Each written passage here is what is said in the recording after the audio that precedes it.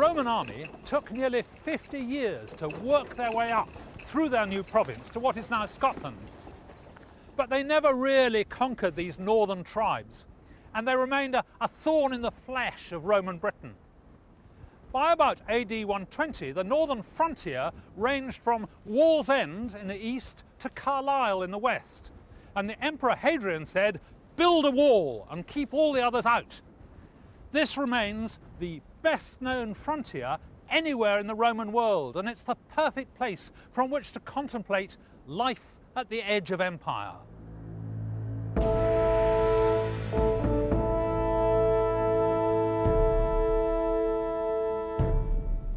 Hadrian's Wall runs for 73 miles altogether, 80 Roman miles because theirs were a bit shorter than ours, and it takes a wonderfully spectacular route because it follows the line of a natural ridge that runs across the country.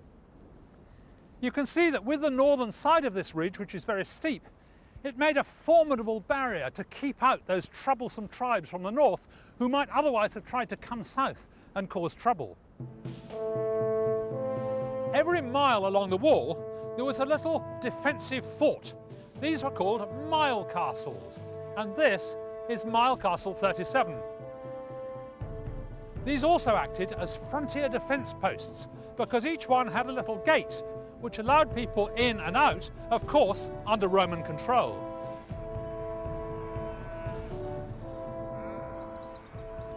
Along the wall, at irregular intervals of between about 4 and 8 miles, they also built forts. This is one of them, housesteads, perched at the top of a hill. Up to 1,000 troops were stationed here. They were certainly close to the action if any trouble erupted, but living on the wall must have been pretty miserable, especially in winter. The man behind this wall, the Emperor Hadrian, was quite remarkable. He was very enthusiastic about hard work and discipline, and he made a point of walking everywhere to impress the troops and keep up morale. He came here to inspect them all in AD 122. And I suspect that he built this wall partly, of course, to keep out marauding tribes, but partly to keep all those troops occupied. This bit of reconstruction shows the incredible size of the wall when it was first built. 5, 6, even 7 metres high in places. Quite extraordinary. In the middle there's a core of rocks and mortar, and then there's dressed stone on the outside, so the total thickness is 2.5 or even 3 metres. Building it involved moving 2 million tonnes of rocks and soil.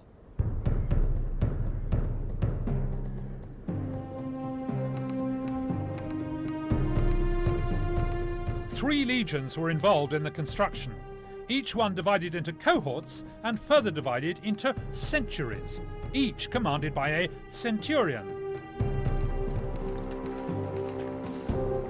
Eventually, there were 15,000 soldiers patrolling this frontier, and you can see evidence of the sheer number of troops at this site.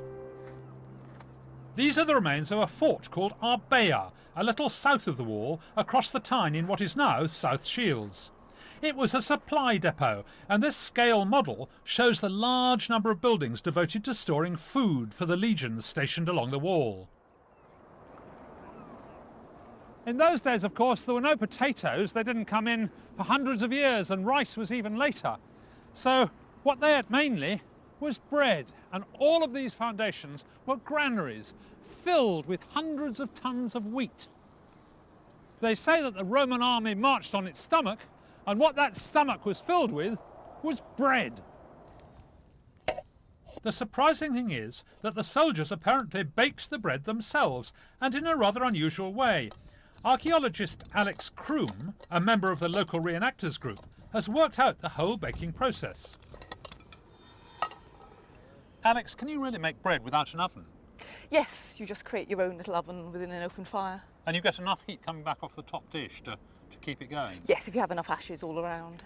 It's obviously a lot easier to carry this around than a whole oven, isn't it? Yes. So they started then with just plain wheat, which was what was stored in these granaries. Yes. First of all, you have to pick out all the weed seeds out of there, all the poisonous corn cockle Ah, and stuff. you've done that, have That's you? already been done, Oh, yes. thank goodness, I was So, worried. yeah. So I can put this straight into the quern and then do a bit of querning. Yes. And all the flour just sort of trickles out on the floor. It seems rather odd, that, doesn't it? It does indeed, yes. We haven't quite worked out why. We find the quern set in the floor of barrack blocks, and as far as you can see, it just gets straight onto the floor and they just collect it from there. Oh, very bizarre. This is what you get next, yes? This is your sort of granary flour, which has still got a lot of lumps in it. Yes, so if you were rich and you wanted a nice fine flour, you'd sieve that. So Okay. we put it in a linen cloth, just as a sieve. Right. Which is that's it. Oh, You just hold hey. it together, and then you just Gosh, shake it that's out. very impressive. So this is your mother's pride, is it? Yes. I think I'd rather have the granary, actually. The soldiers most likely did, because you waste a lot getting that fine Yes. flour, all the brown stuff you just throw away. So after that, you get the flour and you put it in a mixing bowl, Right. like a mortar. We put yeast in. They often use beer to actually get the yeast. And then some sort of fat. Here we're using sort of imported olive oil. I put olive oil in my bread too. That was normal, was it? We know that they were given olive oil as a ration, but there's a lot you can do with olive oil, including using it as perfume and washing and stuff. So Yes, yes. and burning it. So. Yeah. And then some water, Right. and then just mix it up. Well, that's not very different from Rather- what I do, so that's all right. Exactly, then. yeah. I'm following Roman tradition. Alex already has a loaf cooking in her earthenware pot. How long is it going to take? Should take about half an hour. Half an hour. And then we'll have wonderful bread. Yes, And we've got some troops to feed it to, have we? indeed, yes. At Arbea, they've reconstructed one of the gatehouses to the fort. And here, other members of Alex's group help visitors visualise what life was like for a Roman soldier posted here. One of the things that fascinates me is that the people who came up here weren't just Romans or Italians, they came from all over the empire. Look at this lovely tombstone here. It commemorates Victor the Moor. He came from Africa. And have a look at this, another tombstone commemorating Regina.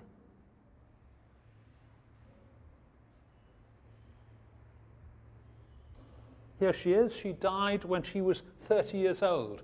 She was originally from a tribe based in St Albans.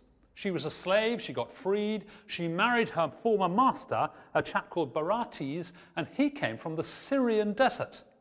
As a result, the inscription here is written in Latin, but also in his native tongue, which is Aramaic. The rebuilt fort at Arbea is a good place to work out defensive tactics that troops would have used here and along Hadrian's Wall. One technique is suggested by a number of shaped stones found here. Archaeologist Bill Griffiths has studied them. Bill, this just looks like a pile of stones to me. Well, in a way you're right, but when you look closely at them, you'll see they're actually rounded stones with flattened sides. Oh, yeah. And you mean these are actually found on sites like this? Yet they're found on Roman military sites throughout the empire, particularly here at South Shields and at Wallsend Roman Fort as well. And they've been made this shape, partly so you can stack them like this. And for years people thought they were probably for artillery devices. But in fact, we think they're actually a more simple weapon than that. They're simply designed for throwing by hand. The evidence comes from carved decorations in Rome. These clearly show soldiers throwing stones as they defend the fort at Verona. What we found with our experiments is using people who dress up as Roman soldiers is without any training they can cover the whole area of the ditches, the whole 30 metres from the fort wall to the outer edge of the outer ditch very easily. And we think that's why the Romans set the ditches at that kind of distance from the fort, so that the weapons could be used on attackers as they're desperately trying to get across the ditch and they maybe can't hold their shields up to protect themselves so easily. The idea is you pick them off as they come through that last killing zone, really. Certainly one of these landing on your head from this sort of height wouldn't do you any good at all, would it? Well, you're certainly going to need a couple of aspirin, aren't you? Yeah, I would have thought so, yes. The position of the ditch also turns out to be ideal for other weapons. The distance was just right to allow it to be defended by a good throw of a spear. Nearly all armaments and weapons were made with metal, so the blacksmiths had a big part to play. An expert on Roman techniques is David Sim. If you look at the Roman soldier, almost all of his arms and armour were made of iron. When you've got a vast army, you've got to have a huge number of blacksmiths and iron workers to keep producing the amount that was used. And presumably a lot of repairs and stuff as well. Oh yes, not only repairs but replacements. Because if you think of something like a javelin or an arrow or a ballista bolt, it only gets used once.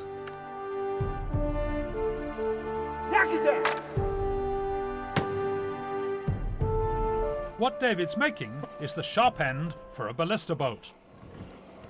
Hot enough? Yep. Okay, let's see you finish that arrowhead. You've got 3 minutes and 10 seconds.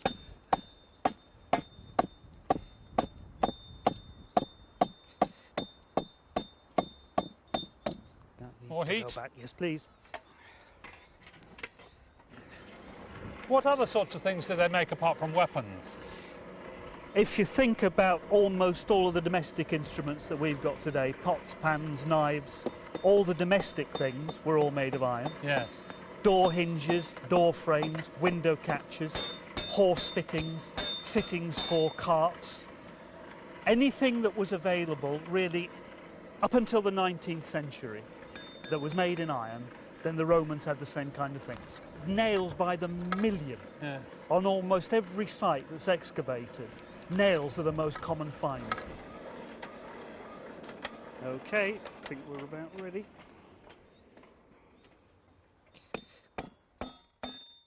Having shaped the sharp end, David starts flattening out the metal to create the socket for the wooden shaft. Now it's got to go back in the fire again. Right. Even though David can knock up an arrowhead in a few minutes, it would have taken an awful lot of blacksmiths to supply the needs of all the troops up here, defending the Age of Empire. There you are. So that's the final stages then. Yep, just close that socket up like that. So all you've got to do now is stick a wooden shaft in Yes. there. Let's see if it fits then. Okay.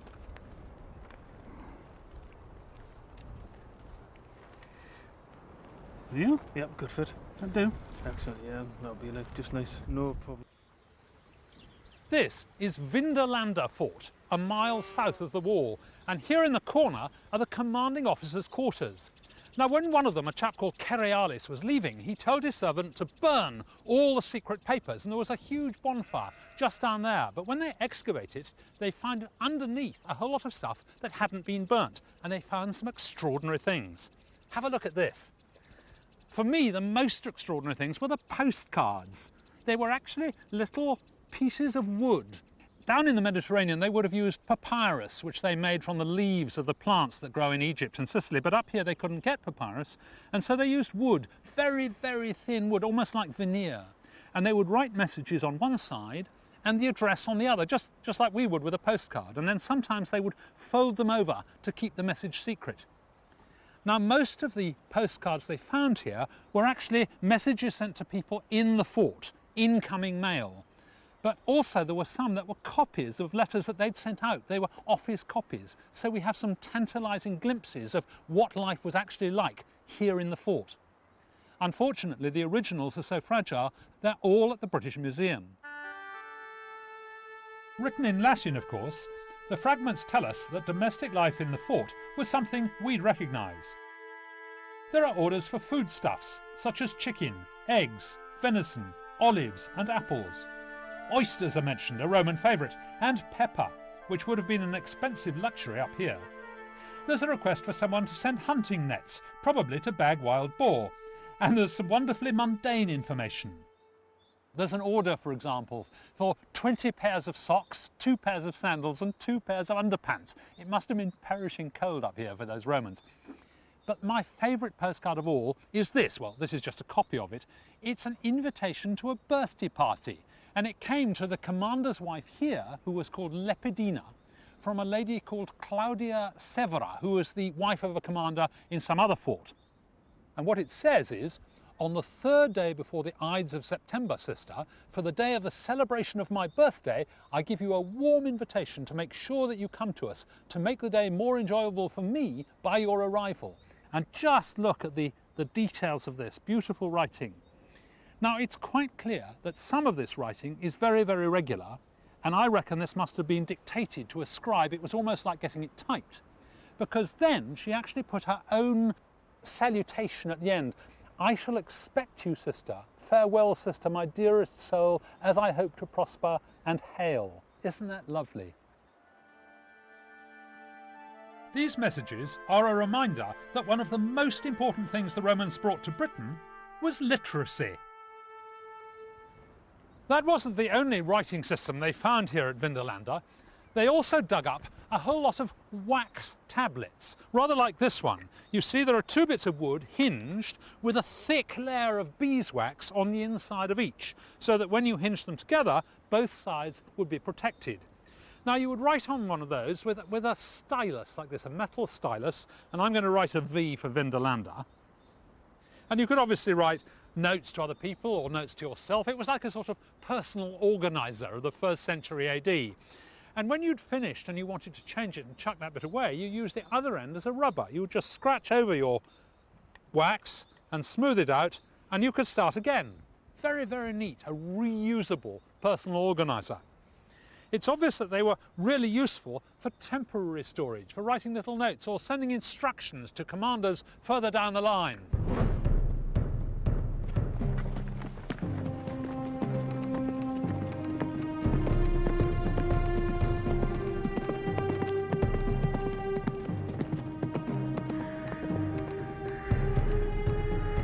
The trouble with messengers was that they could only go as fast as the horses they were riding. And sometimes on this savage frontier, the Romans needed to send back messages very quickly to headquarters to warn that there was an attack going on. So what they used were beacons like this. You see, I've got flags, which of course at night would become flaming torches, and these would be visible for miles across the hills. So it was relatively easy to send a message. But how do you send an actual message? Well, what I've got here is two groups, okay? There are 5 here, and there are 5 here. So I've got 2 groups of 5, and I've got the whole alphabet written down here on a sort of crib sheet. So suppose I want to send the letter B, that's in column 2, or II, and in row I. That means I have to lift 2 flags on that side, and 1 on this side, and that'll be the letter B. Now, I need a bit of assistance. Paul, can you give me a hand? On command, can you pull 1 down? 1, 2, 3, go! Right, we're now sending the letter B, and if they're awake over there on that hill, they'll be wondering what on earth it's about. Fortunately, I've got a real expert here, David. David Wallace-Croft knows all there is to know about Roman signalling. David, is this really something like they might have used? This is an exact replica of a system we know from a Roman period historian. So would they have signalled here from Mile-Castle 37? This is just the sort of place they do signal from. And the nearest fort to us is Vindolanda, which is about 3 miles in that direction. But you can't see that, so you can't signal there. You can't see Vindolanda directly, it's in a hollow, but what you can see is a dark hill in the middle distance about 2 miles away called Barcombe, and there's long been known to be a Roman watchtower on that hill, which acts as a relay. That site can see us here and can see Vindolanda. So you think this was deliberately sited here to send messages to Barcombe? Yes.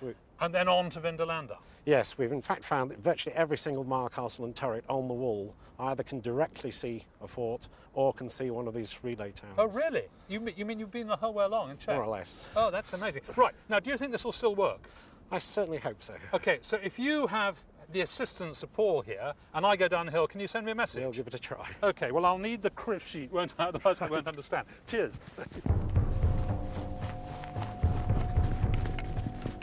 Right, this should do it. Now, there they are up on the hill. All I need to do is to get them signalling. Okay. Right, we've got a 3 and a 2. 3 and 2, that's H. And now we've got a 5 and a 1. 5 and a 1, that's E. Up. Now we've got a 2 and a 3. 2 and 3 is L. H, E, L. Up. And a 1 and a 4. H, E, L, P. They want help. Well, there's not much help I can give them, but maybe I should send them a message, at least to cheer them up a bit. One of the problems with that sort of signalling is that it required me to count the number of flags, which is actually quite difficult to see from this distance. You can't resolve them easily. So I'm going to send a signal back that depends not on counting, but on timing. And because of that, I've got my clock here. This is a primitive sort of Roman clock, which is basically just an amphora full of water. There's a cork in the bottom here, And when I pull the cork out, this float will gradually sink down as the water runs out, and so all these numbers in turn will come opposite this pointer. And I simply note what number it is, the message I want to send, and then I make a signal. So here is my cue, you see, so send supplies, all clear, stand down. How about cavalry troop dispatch? That'd cheer them up, wouldn't it? So that's number V. So I have to wait until this is sunk down to V, and then I give them the stop signal. David has an identical water clock, which he'll set off at exactly the same moment as mine when I give them a start signal with my flaming torch. Now I'm going to hold it down below this barrier so they can't see it for the moment. What I need to do is to hold it up to make sure they're awake, and then when they've left it theirs, I'll drop it and at the same time whip out the bung out of my amphora. Now then, just get ready with the bung. Okay, up with the beacon. Okay, signalling, acknowledge. There, they've lifted theirs, they're watching. So now we'll go 1, 2, 3, down and out with the cork. Go. Boom. And now I've just got to wait until this gets down to V, because that's the message I want to send.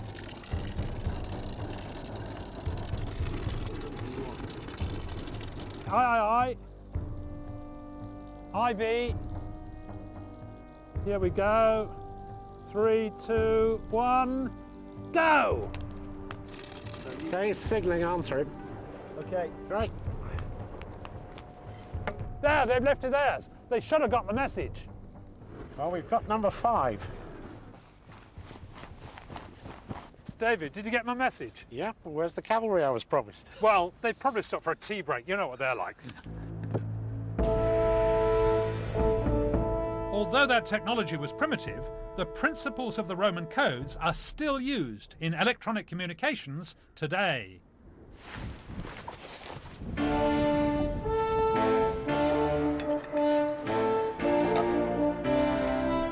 With 176 public holidays a year coupled with our blighty weather, how did the Romans keep themselves amused? More from Adam Hart Davis next.